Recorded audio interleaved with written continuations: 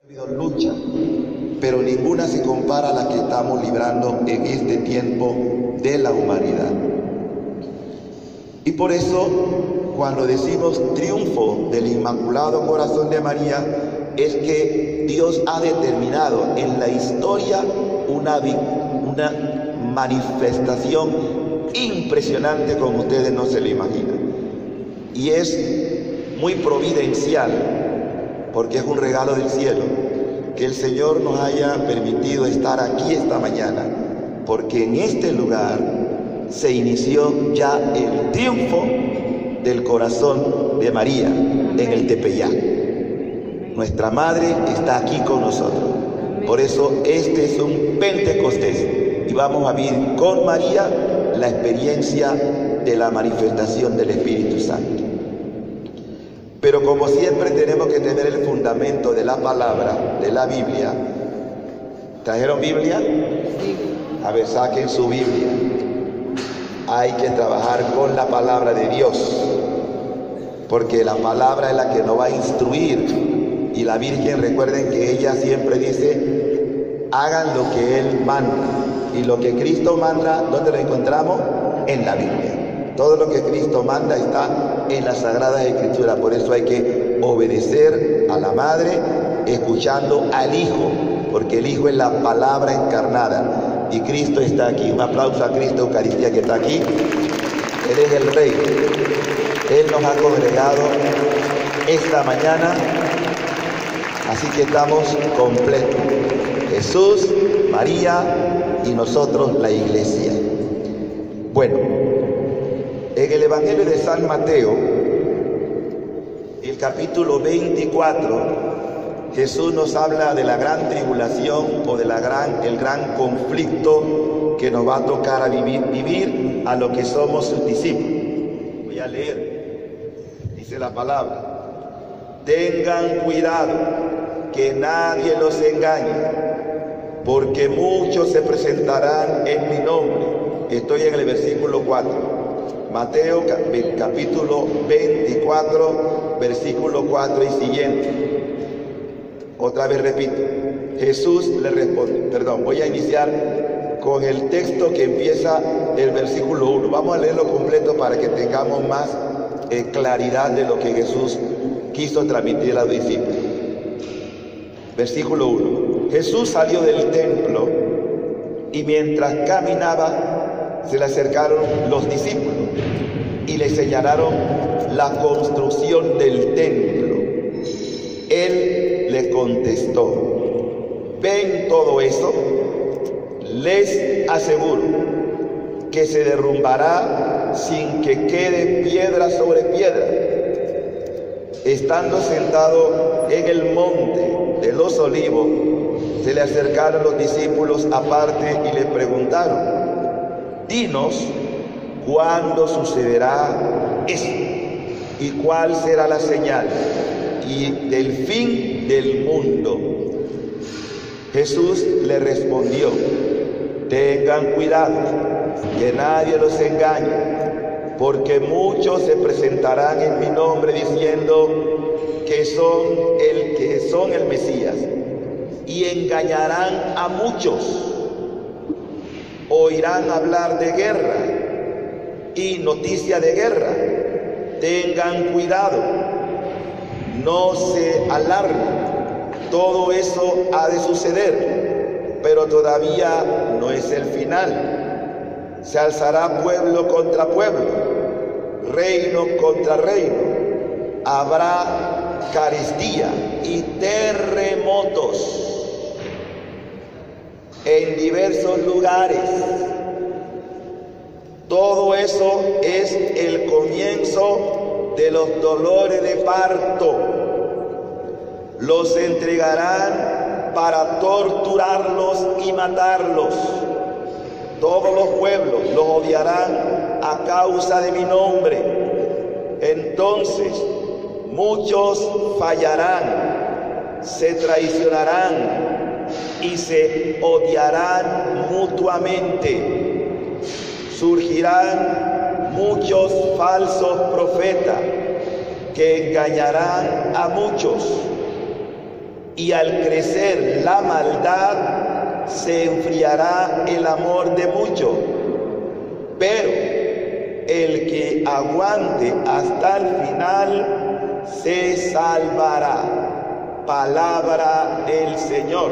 Gloria a ti, Señor. Tu palabra me da vida.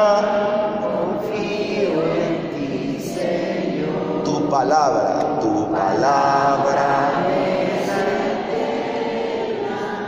en ella esperaré. Hermanos y hermanas, cuando Jesús dio este discurso, recuerden, los discípulos estaban admirados de la magnificencia del templo de Jerusalén. Decía: mira, Señor, qué belleza, mira esas columnas.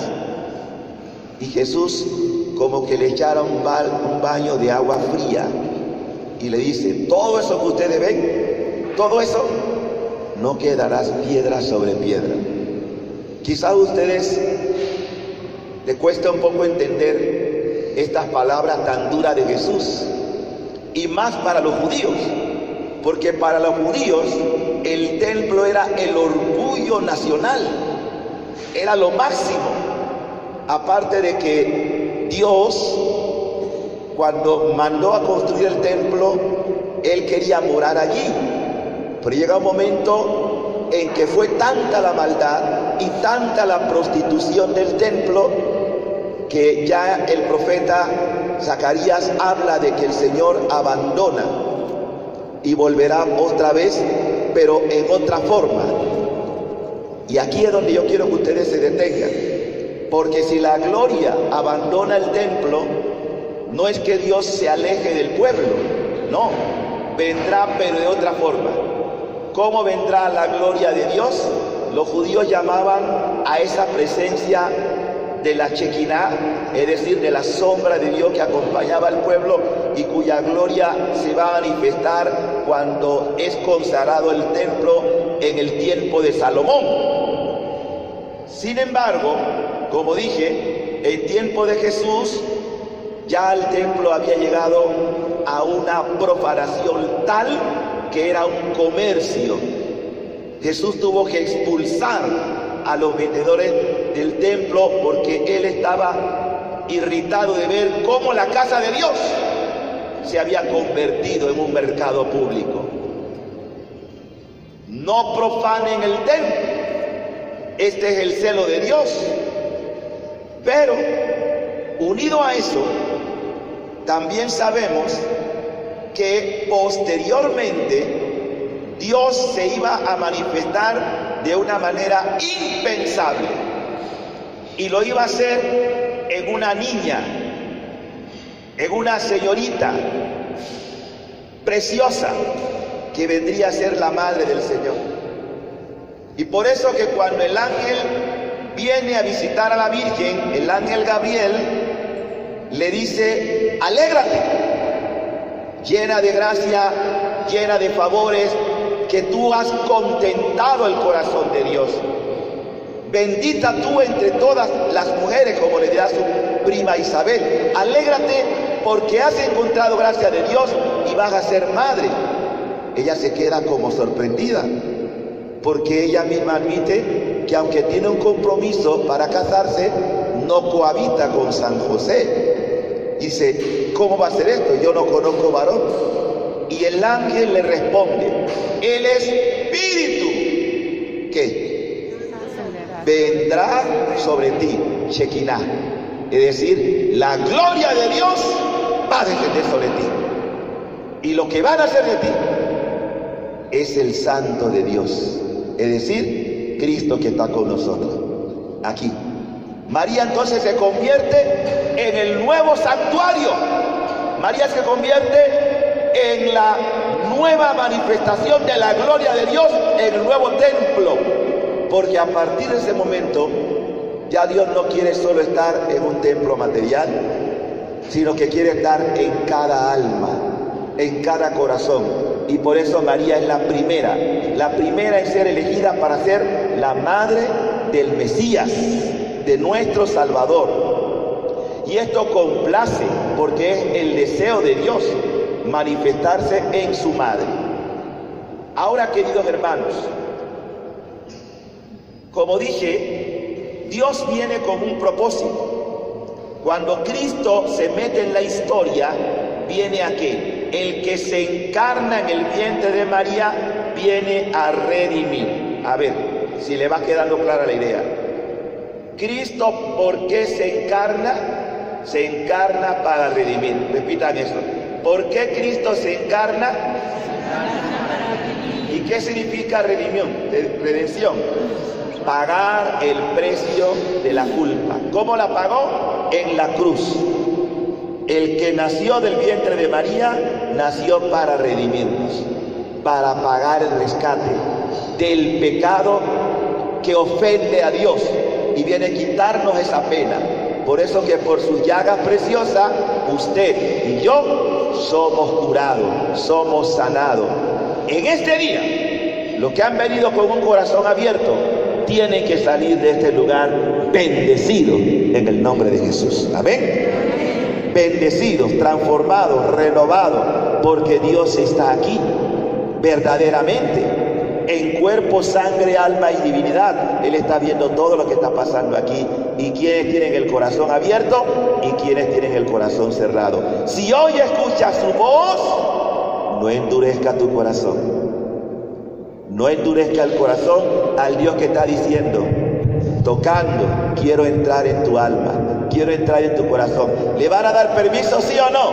¿Cuánto le van a dar permiso a Cristo? Dile, ven Jesús, ven sobre mí, lléname, sáname, libérame, transfórmame. Amén. Gloria al Señor, y eso van a recibirlo hoy, porque aquí estamos de fiesta. Ahora bien, cuando Jesús viene, nos dice, miren, el reino viene. Dios va a establecer su reino, porque lo que Dios dice, lo hace. Dios no promete nada que no cumpla. Pero ese reino va a ocurrir lo mismo que pasa con una mujer cuando está embarazada.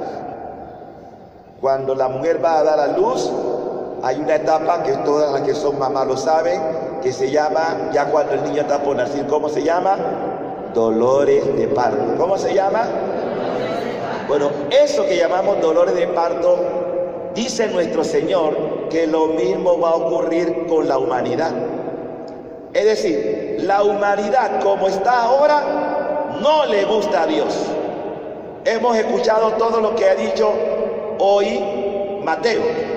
Mateo dice, tengan cuidado, no se dejen engañar, porque hay mucha gente predicando cosas falsas. Hay mucha gente confundida, hay mucha gente engañada. No podemos nosotros, por eso es importante que usted se apoye en la palabra de Dios, porque la palabra de Dios da libertad, da vida. La palabra de Dios nos encamina en lo que es correcto y también nos advierte de lo que no agrada a Dios. Por eso hay que escuchar la palabra de Dios. Otra cosa, Jesús nos advierte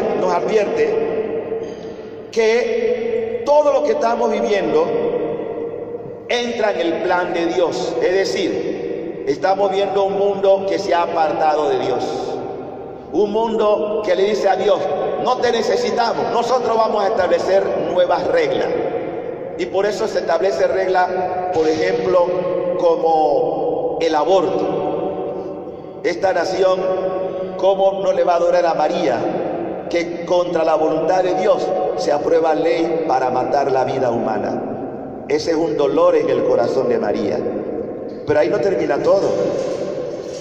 Hay también leyes, todavía no he entrado aquí, creo que no, pero están entrando ya en otros países, donde digan, bueno, el que no sirve puede practicársele la eutanasia, matar a una persona enferma que es una carga para el Estado, y se están cometiendo, hay un caso actualmente en Inglaterra de un niño que los padres están pidiéndole que no lo maten, pero el gobierno dice, hay que matarlo.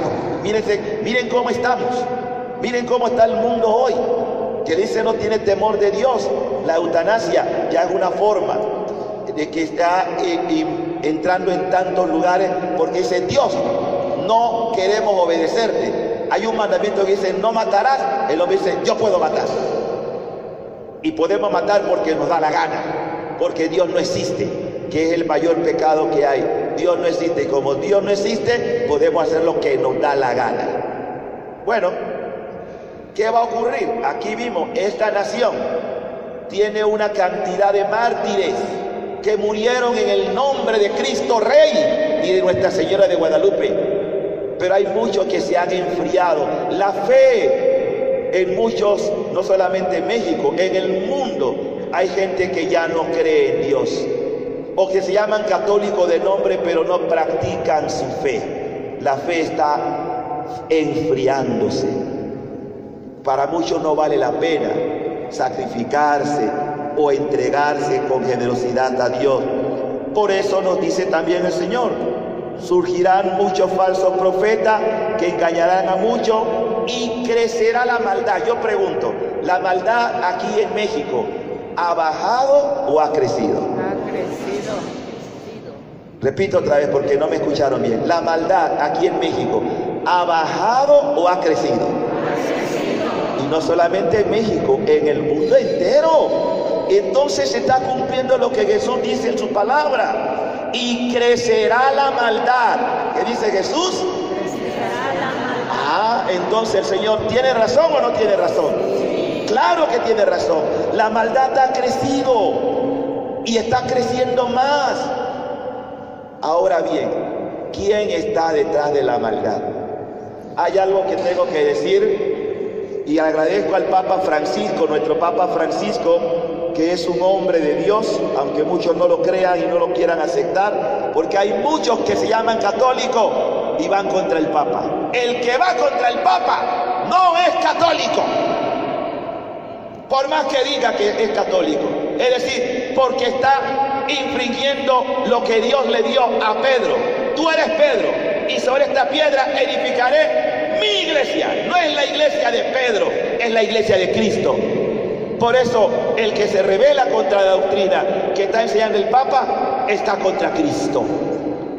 Tengo que decirlo porque el Papa nos acaba de regalar una carta que yo le pido a todos ustedes católicos que no dejen de leerla. La carta de la santidad, para que vean que la santidad no es solamente un asunto de religioso o religiosa, de monja o de monje o de personas que están consagradas. No, todos ustedes, la iglesia necesita matrimonio santo, hombres y mujeres solteros o viudos santos.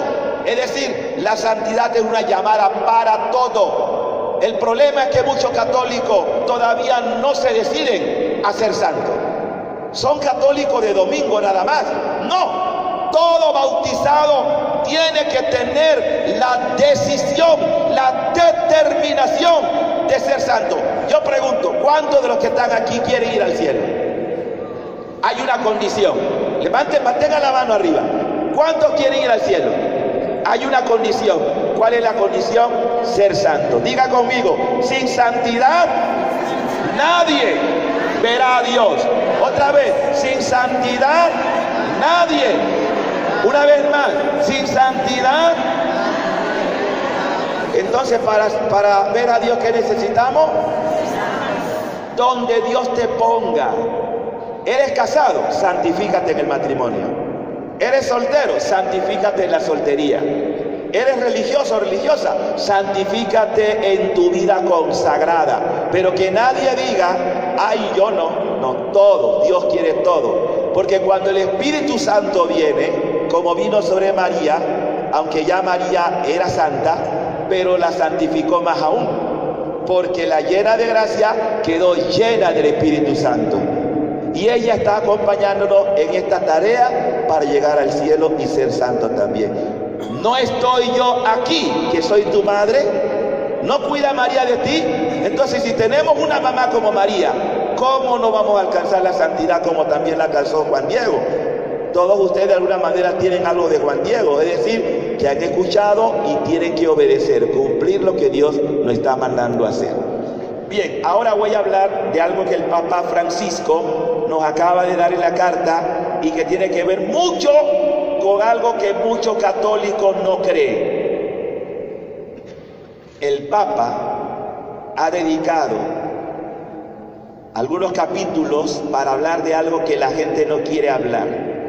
Y que Santa Faustina Kowalska, la que ha sido la propagadora de la Divina Misericordia, cuya fiesta celebramos el domingo pasado, dice Faustina que el Señor le mostró a ella el infierno, porque hoy la gente no cree que hay un infierno y que no cree tampoco que la gente se condena. Y ella le escribe en el diario: esto lo escribo por obediencia a Dios, porque muchos no creen, creerán cuando lleguen allí. ¿Ustedes quieren llegar ahí? De ninguna manera. Si Dios no envió a su Hijo para condenar, Dios envió a su Hijo para salvar. Dios no condena a nadie. ¿Quién se condena? El que quiere. A ver, ¿quién se condena? ¿Quién se quiere condenar aquí? Nadie, ¿verdad? Entonces, obedecer a Dios. Y esto porque la gente no cree que el diablo existe, ni tampoco cree que hay condenación. Esta es una gran mentira, por eso es cuidado que nadie les engañe. El diablo existe, y la condenación existe, y el infierno existe. Dios no nos creó para el infierno ni para la condenación, pero yo tengo que saber que estas cosas son reales. Así que, ¿quieren saber con quién estamos peleando? ¿Están listos? Vamos a la Biblia otra vez, porque todo esto hay que ver en la palabra de Dios. Vamos a abrir el libro de los Efesios, la carta a los Efesios, capítulo 6. Efesios capítulo 6. Leo: por lo demás, dice Pablo escribiendo esta carta, fortalezcanse con el Señor. ¿Qué dice? ¿Con quién? Con el Señor. Y con su fuerza. ¿Y con qué más? Con su fuerza. Poderosa. Vístanse la armadura de Dios para poder resistir los engaños del diablo. ¿Oyeron bien? No, no oyeron bien. Vamos a ver. Y repitan conmigo, porque esto tiene que quedarle bien grabado. Repitan conmigo. Vístanse la armadura de Dios para poder resistir los engaños del diablo. ¿Para poder qué? ¿Qué cosa? Pero el diablo no existe. ¿Existe o no existe? ¿Quién lo dice? La palabra de Dios. Resistir las acechanzas, es decir, el ataque. Entonces yo estoy en un combate, ¿sí o no? Sí. ¿Cuántos fueron a misa el miércoles de ceniza? ¿Cuántos recibieron la ceniza? ¿Usted recuerda la oración que hizo la iglesia cuando fuimos el miércoles de ceniza? Decía, la iglesia siempre repite la misma oración: combate espiritual. En el combate. Estamos en un combate. Sí. Miren, mucha gente está preocupada de la guerra. En cualquier momento pudiera haber una guerra. De hecho, ya hay guerra, pero una guerra en gran magnitud. Ya hubo una primera guerra, hubo una segunda guerra mundial. Pudiera ser. Ahora hay una especie de tensión entre Estados Unidos y Rusia por el tema de Siria, que si atacan, que si no atacan. Hay una tensión, no sabemos, pero uno y otro dicen que no se van a quedar así.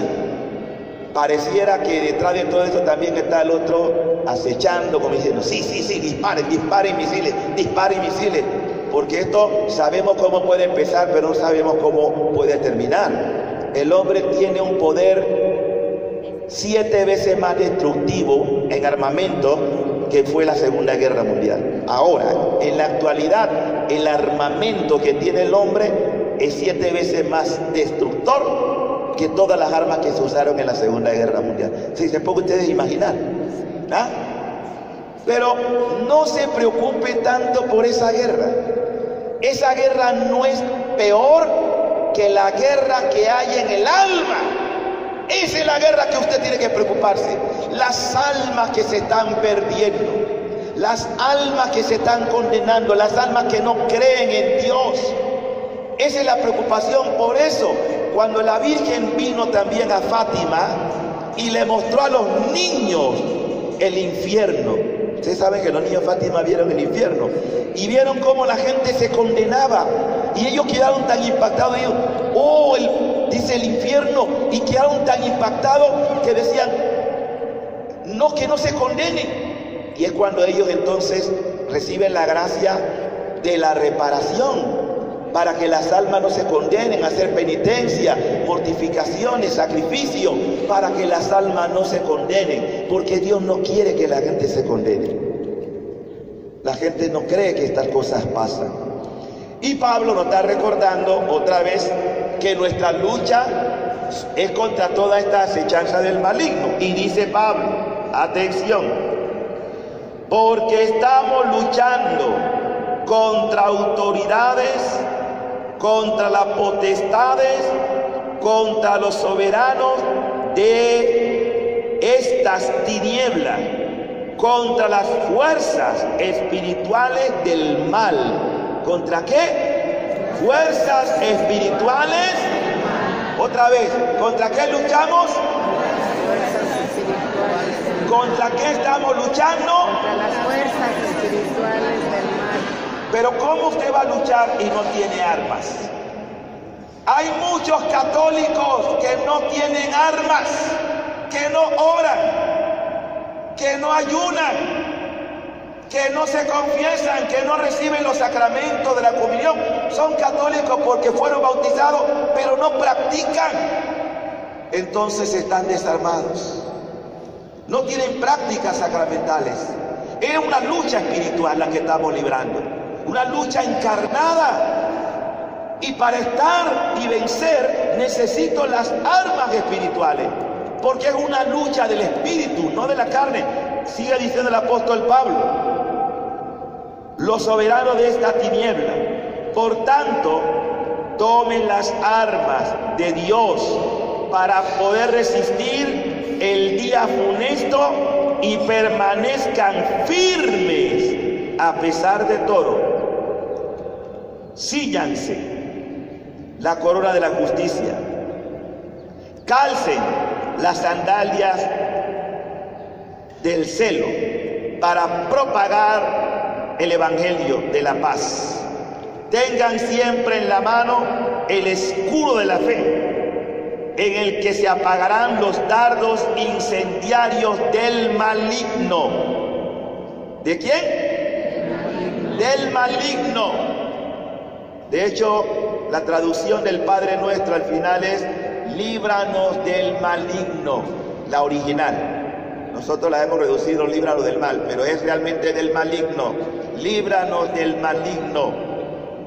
Pónganse el casco de la salvación y empuñen la espada del Espíritu, que es la palabra de Dios, lo que ustedes están escuchando. Hermanos, hermanas, con todo esto podríamos seguir viendo más textos. La pregunta es, ¿qué lugar ocupa María en todo esto? ¿Por qué hablamos del triunfo de María? Miren, lo primero que tenemos que tener en cuenta es que si yo estoy en una batalla, yo necesito también alguien que me proteja, alguien que me cobije, alguien que me apoye. Miren, cuando Jesús iba a morir, Jesús dio su testamento en la cruz. Él mira a la mujer. Cuando decimos mujer, entiendan la nueva Eva. Mira a la nueva Eva, la mira, que es su mamá, y le dice, mujer. Pudo haberle dicho también mamá, pero Jesús y Juan, que es el que escribe el Evangelio, quería mostrar que a partir de ese momento crucial de la muerte del Redentor, nos iba a dar a su mamá. Por eso que se entiende por qué María le dice a Juan Diego, no estoy yo aquí que soy tu madre. Ella no se inventó ese título, ella recibió ese mandato de su hijo. Y vio a la madre, mujer, he ahí a tu hijo. ¿Quién era? No dice Juan, era el discípulo amado. Claro que entendemos que pudo haber sido Juan, pero es por qué puso el discípulo amado y no dice yo Juan. Porque cada quien que obedece a Cristo es discípulo amado de Dios. Diga, usted es discípulo amado de Dios. Dígaselo que está a su lado. Dígaselo. Tú eres discípula amada de Dios. ¿Lo creen o no lo creen? Sí. Porque están así como que, ¿será verdad? Diga, yo soy sin mérito, discípula amada de Dios. ¿Cuánto lo creen? Entonces, si yo soy discípulo o discípulo amada de Dios, ¿qué necesito? Obedecer al Hijo, hacer lo que el Hijo diga, porque fuimos entregados en herencia a María. Eso lo firmó Jesús, y dice el discípulo, he ahí a tu madre, como diciendo, acógela. Y de hecho dice Juan que el discípulo la acogió, es decir, la recibe. El problema es que si yo no acojo a María como madre, yo no voy a poder superar esta batalla. Dios nos dio expresamente, porque si vamos al Génesis, en el Génesis se habla de que se estableció una batalla también, y nos habla de una mujer cuya estirpe vence al dragón, a la serpiente, y pisa la cabeza de la serpiente. Es decir, está profetizando a María. María está desde el inicio de la palabra de Dios en el Génesis, vence al maligno. Dios le confió a ella esa potestad, y aquí lo grande es que si yo, haciendo caso de lo que Jesús pide en el Calvario al discípulo amado, ella tu madre, todo aquel que se ha consagrado al corazón inmaculado de María también vence al demonio. Amén. Vencemos al mal, pero hay que acogerla, hay que recibirla, porque ella ya venció al enemigo, pero quiere vencerlo ahora en cada uno de ustedes. Por eso es importante la consagración, por eso la Virgen vino a Fátima.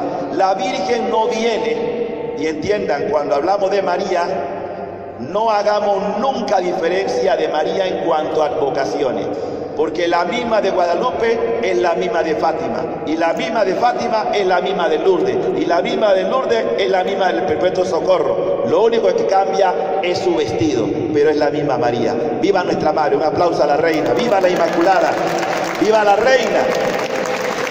Esa mamá que cuida de nosotros, porque es mamá, Dios también le dio a ella la gracia de triunfar sobre el mal del mundo. Por eso es el orgullo de nuestra raza humana. María es el orgullo de nuestra raza. No estamos solos en esta batalla, pero tenemos que invocarla, tenemos que llamarla, tenemos que tener esa familiaridad con ella. Cuando la Virgen viene a Fátima, esto siempre hay que recordarlo, porque miren, lo mismo que cuando la Virgen vino al Tepeyac, ¿cuál era la situación de los aztecas que afectó mucho el mundo? Que se repitiera lo que ya se repetían los antiguos pueblos del oriente, que sacrificaban seres humanos. Miren, cuando Dios le dijo a Abraham que ofreciera a su hijo, no es que Dios realmente quería eso, le estaba dando una prueba a Abraham de lo que él quería. Dice, dame lo que más quieres. Y Abraham obedece, porque aquí lo importante es obedecer a Dios. Abraham sube con su hijo, lleva todo para el sacrificio, y Isaac dice, papá, llevamos leña, llevamos fuego, llevamos esto. Pero, ¿y la víctima? Y Abraham calla. Él sabía, pero el hijo no es tonto. ¿Y la víctima? Dios proveerá. Cuando Abraham empieza a atar al hijo, miren la vocación de Abraham, que es obediencia. Por eso lo que Dios quiere de ti es que obedezca lo que te pide, aunque tú no entiendas, obedece. Dios siempre tiene la razón en todo, pero no va a pedir nada que nosotros no podamos hacer. Y cuando Abraham va a sacrificar a su hijo, dije, no, yo no necesito eso, yo nada más quería ver tu obediencia. Y era al mismo tiempo una manera de decir a esos pueblos Dios no necesita sacrificio humano, porque la vida humana es sagrada desde la concepción hasta el último momento. Toda vida humana es sagrada. Repítalo. Dios no necesita, repita, sacrificios humanos. Y voy a decir algo que ustedes deben saber. El sacrificio que más le gusta al demonio, ¿saben cuál es? Los niños abortados. El sacrificio que más le gusta al mal, los niños abortados, porque son inocentes, pero una manera de ofender a Dios, como diciendo, mira lo que hacen, lo que dicen creer en ti. Esa es una ofensa a la vida humana. Dios no quiere sacrificio humano, porque todos nosotros del momento que venimos a este mundo, no solo venimos con cuerpo, también venimos con alma, y el alma es divina. Dios ha puesto su soplo sobre cada uno de nosotros. Cada uno de ustedes tiene aliento divino. Repítalo. Cada uno de ustedes tiene. Y eso es lo que le duele a Dios, que el demonio quiere desfigurarnos, quiere degradar la dignidad que somos ante Dios. Así entonces entramos en la etapa del papel de María. Por eso cuando viene María aquí, ella no quería sacrificios. Dios no quiere eso. Y por eso viene, y viene metida en la cultura propia de este pueblo. Para los indígenas no fue problema interpretar que ella es mucho más grande que las deidades que tenían entonces. Más que Quetzalcóatl, que Huitzilopochtli. Esa mujer está vestida de sol. Esa mujer que es de la raza, al mismo tiempo está pisando el mal, como diciendo victoria. Y repite, la madre del verdadero Dios, por quien se vive. Que aunque haya muchos dioses, hay uno que es verdadero y está por encima de todo. A ese ella viene a mostrar. Este es el verdadero Dios a quien hay que seguir. Y está en oración, porque ella no es Dios, ella está adorando al verdadero Dios. Pero es la madre que nos enseña el camino. Por eso fueron mermando y se fueron acabando los sacrificios humanos. ¿Ven cómo María se mete en lo que es la evangelización? Dar la buena noticia. Ella misma es un reflejo del evangelio. Ahora vamos a la parte de Fátima, porque aquí necesariamente la misma madre, porque el dolor de la Virgen es que habla, pero poco le escuchan. La Virgen se manifiesta de muchas maneras y poca la sigue. Pero un día Dios dirá, basta. Y antes de que ese día llegue, ustedes y yo tenemos que estar preparados, porque estamos más cerca de lo que ustedes se pueden imaginar. Mucho más cerca de todo lo que va a pasar para el mundo. La madre, preocupada por esto, viene a Fátima.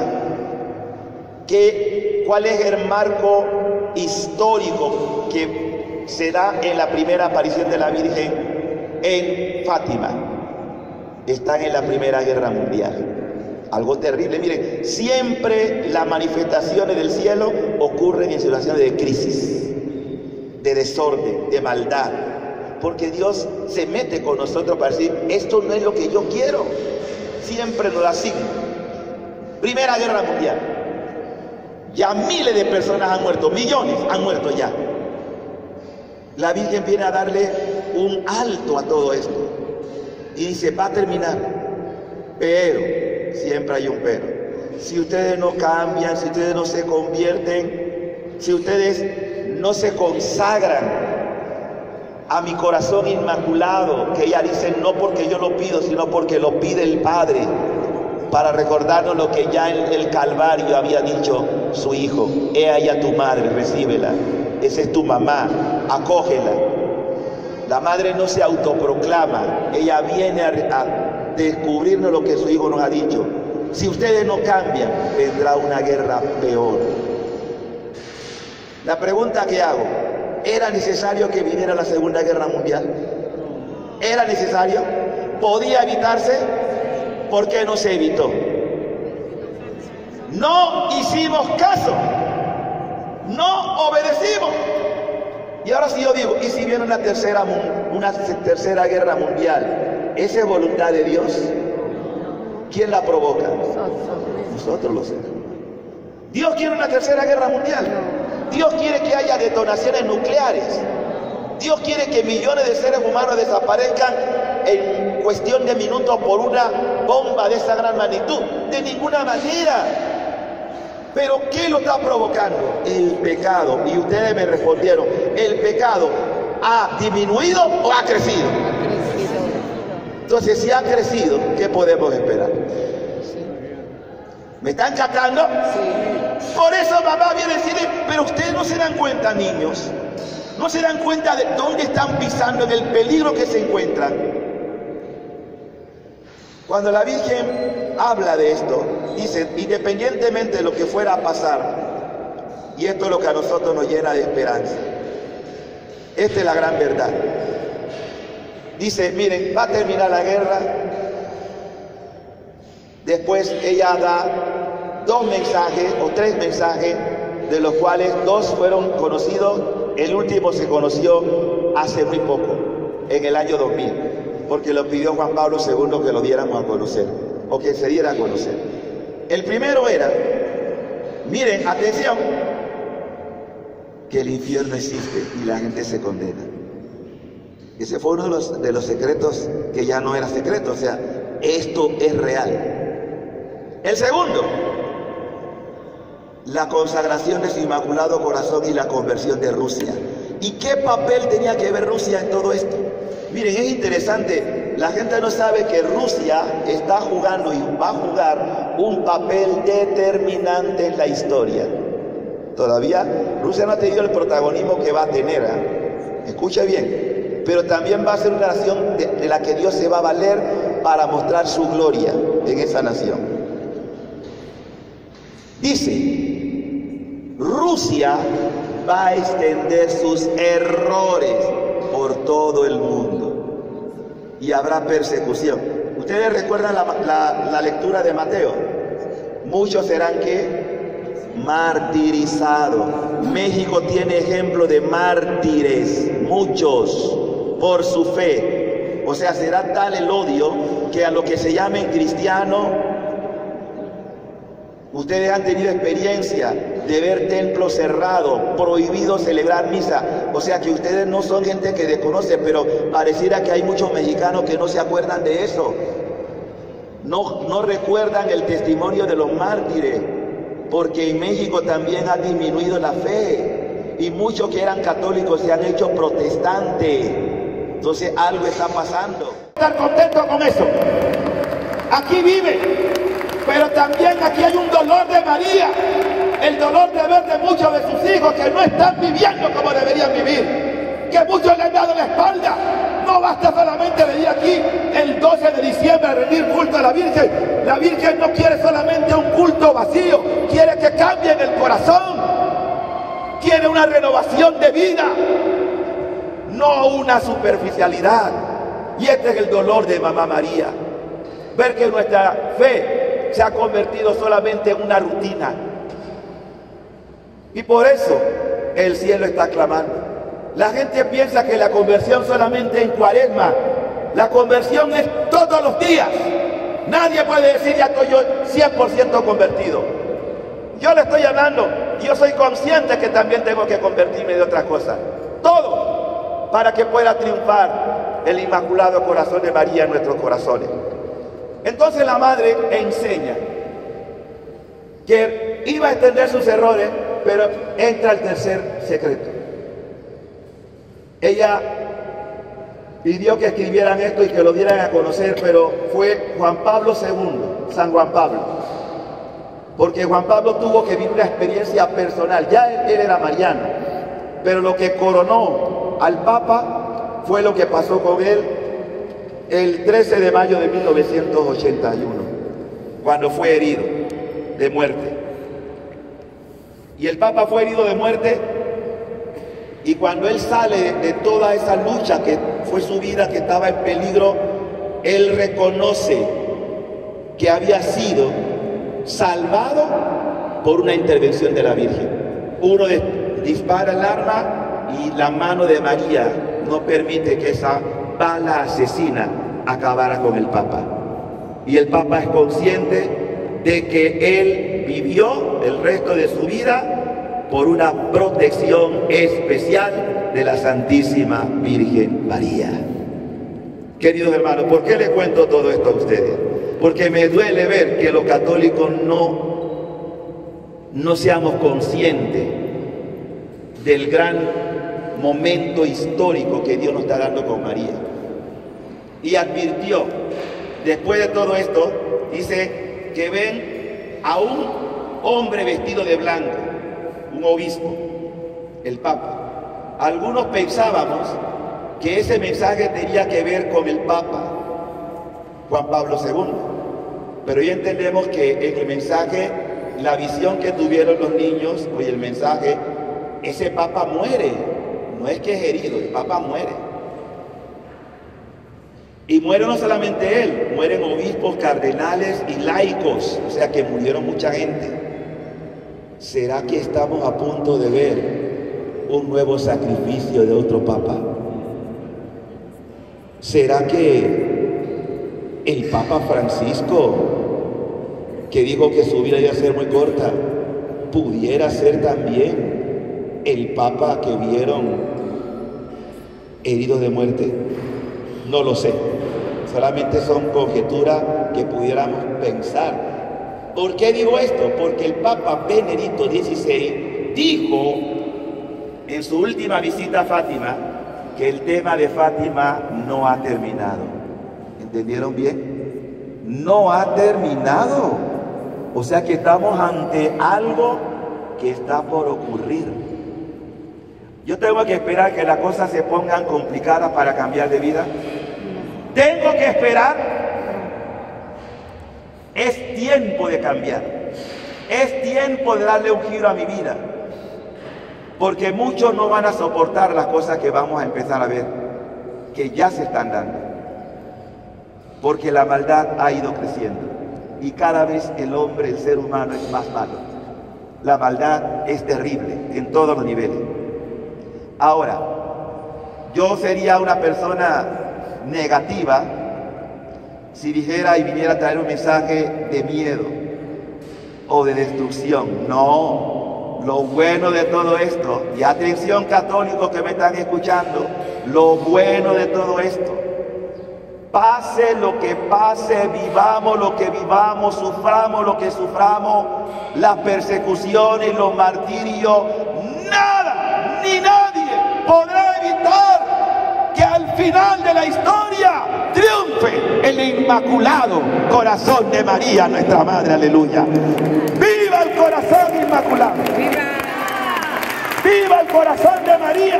¡Viva! Y esto es lo que esperamos los católicos, el triunfo del corazón de María, nuestra Madre. Por eso, un católico convencido no puede ser negativo. Un católico de verdad no puede ser pesimista.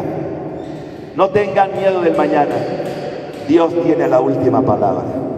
¿Quién tiene la última palabra? Dios. ¿Quién tiene la última palabra? Dios. ¿Quién vencerá? Dios. ¿Quién vencerá? Dios. Por eso no hay diablo, no hay demonio, no hay maldad que pueda estar por encima de Dios. Pero Dios está pidiendo lo que pidió ya hace tiempo. Conviértanse, cambien. La Virgen viene con el mismo discurso, cambien de conducta. No sigan viviendo una fe muerta, porque hay muchos católicos con una fe que están más fríos que un cadáver. Pasmado. Dios no quiere eso. Dios quiere transformar. Entonces, ¿por qué hemos venido hoy aquí? ¿Por qué ha permitido el cielo?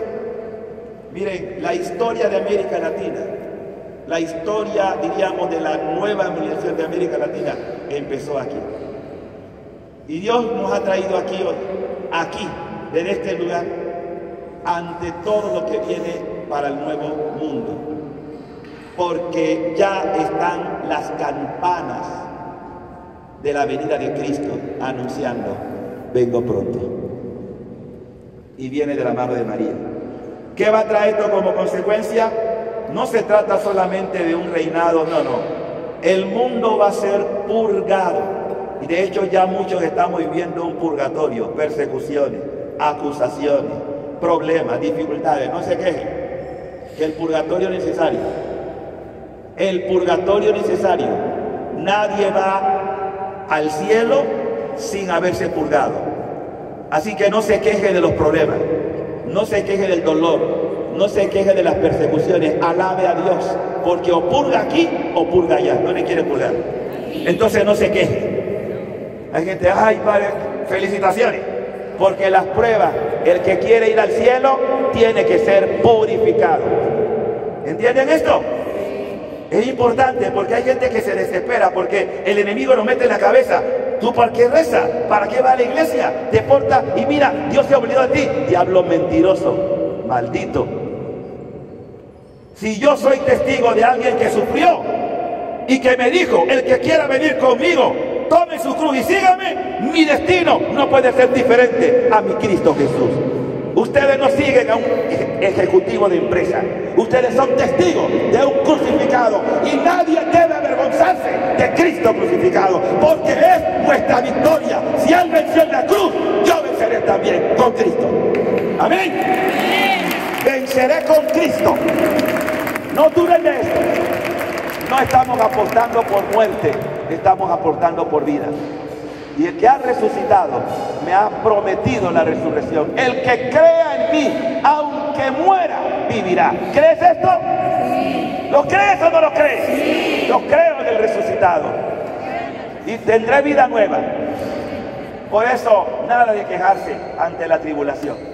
Si mi Cristo, mi Dios, pasó por la tribulación, yo también pasaré por la tribulación. Y la iglesia al igual. La iglesia no puede tener como cuerpo de Cristo una historia distinta a su cabeza. Si la cabeza, que es Cristo, padeció, sufrió, murió, también la iglesia tendrá su ciclo de pasión, de persecución, de muerte. Pero nadie destruirá a la iglesia, porque a las puertas del infierno no prevalecerán sobre mi madre, la iglesia católica. ¡Viva mi iglesia católica! ¡Viva mi madre, la iglesia! Entonces, queridos hermanos, como dije, aquí no venimos a dar un mensaje de miedo, ni de pesimismo, sino de confianza en la misericordia de Dios. No tengamos miedo del mañana. Ya el Señor nos advirtió, ustedes escucharon terremotos. Usted hace poco vivió una experiencia de terremoto. Y vendrán más y peores sobre el mundo. Viva en gracia, no solamente para México, para el mundo. Vendrán más terremotos, vendrán más violencia, vendrán más persecuciones, pero no tengan miedo. Esto fue lo que Jesús a sus discípulos resucitados: no tengan miedo, yo vencí al mundo, y si Él venció al mundo, yo con Él venceré al mundo. Esa es la palabra que deben grabar ustedes en su corazón, ¿sí? Vamos a tener ahora un momento de adoración con el Santísimo para que el Señor reciba sus cargas, porque hay aquí muchos que están cargados, agobiados, fatigados, con angustia, con preocupaciones, con miedo, por las enfermedades. Todo esto no puede compararse a la gloria que Dios me tiene preparada. Y soy testigo del amor de Dios. Entonces, queridos hermanos, déjense sanar y entréguenle a Jesús todas sus dolencias. Vamos después a tener al final una oración de consagración a su corazón, pidiendo esa victoria de Él y de su Santísima Madre en su Inmaculado Corazón. Entonces, en este momento vamos a tener un momento de paréntesis. Voy a pedir, porque los sacerdotes van a seguir confesando, así que los que no se han confesado no se preocupen, que pero vamos un momentito de sanación, pidiendo por las necesidades, y luego, después de la bendición, se sigue la confesión para que los sacerdotes puedan participar. El Ministerio de Música nos va a acompañar un poco con los cantos, porque yo voy a estar dirigiendo la oración mientras los sacerdotes van pasando. Y cuando Él va pasando Jesús, hagan lo que hizo el ciego Bartimeo. ¿Qué dijo el ciego Bartimeo? Ten compasión. ten compasión de mí. Digan, Señor, ten compasión de mí. O también pueden decir lo que decía la mujer hemorroísa. La mujer hemorroísa que sufría ese flujo de sangre, yo sé que Él puede curar. Yo creo que puede curar. Yo creo que puede sanar. Y por eso tocó con fe la orla de su vestido. Es decir, el acto de fe. Todo es posible cuando tú tienes fe. Todo es posible cuando tú activas con la fe el corazón de Jesús. Él le gusta que ustedes lo toquen con fe. Es decir, creo, Señor, que tú puedes hacerlo. Y además, ustedes van a decir, ni siquiera tienen que tocar la custodia, no. Usted levante la mano y ore a Él, Señor, como un mendigo. Aquí estoy, tú estás aquí. Aquí también está tu mamá, mi madre. Entonces está Jesús, está su mamá. Yo no estoy huérfano, yo no estoy solo, yo no estoy abandonado. Alguien me decía esta mañana, padre, por mis situaciones, padre, confíale eso a Jesús. Señor, yo te entrego a mi marido por lo que está viviendo. Te entrego esa situación de infidelidad. Te entrego esta carga. No es mía, es tuya, yo te la doy. Te entrego, Señor, este dolor, este miedo que me paraliza, mis dudas. Te entregue todo, no se quede con nada. No se lleve nada de lo que usted trajo aquí. Déjelo todo a los pies de Jesús. ¿Estamos de acuerdo? Entréguelo todo. Señor, tú has dicho que todo lo que uno pide creyendo tú lo haces. Y yo te creo. Yo creo que tú lo puedes hacer. Yo sé que estás aquí para obrar, para sanar, para restaurar.